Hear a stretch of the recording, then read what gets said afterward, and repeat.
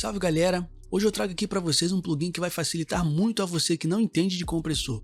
Um plugin muito fácil e para iniciantes, o MJUC Junior. Eu recebi mensagem de um inscrito com dúvidas sobre o compressor e no link do card tem um vídeo de compressor completo que eu fiz há um tempo, mas que vale muito até hoje. Dê uma conferida depois de assistir a esse vídeo aqui, beleza? Basicamente na interface desse plugin nós temos três parâmetros: o Compress, que vai comprimir de forma direta o áudio, o Make Up, que vai dar volume de saída após a redução de volume que nós tivemos na compressão, e o Time Constant, que em Fast significa ataque rápido e release rápido, em Slow, ataque lento e release lento, e em Alto, ataque rápido e release automático. Ou seja, um plugin muito fácil, até bebê vai conseguir comprimir o sinal de áudio agora.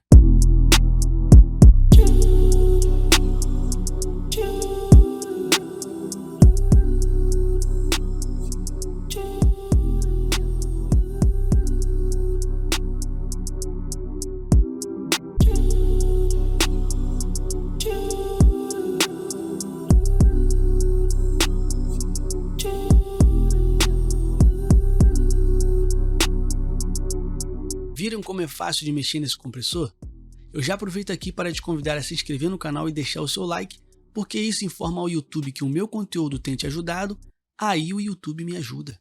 Como vocês puderam ver, com pequenos ajustes, principalmente nos dois knobs de compressão e o Make Up, você consegue comprimir para ter um controle de dinâmica mais agradável ao seu projeto, recuperar e dar mais volume ao áudio. Na tela do VU, se você clicar nele, você consegue comparar o volume antes e depois, e se clicar aqui na opção do GR, você muda entre Gain Reduction, que a agulha do VU vai te mostrar o quanto está sendo reduzido com a compressão, ou Output, que vai te mostrar o quanto de volume que está saindo no Make Up.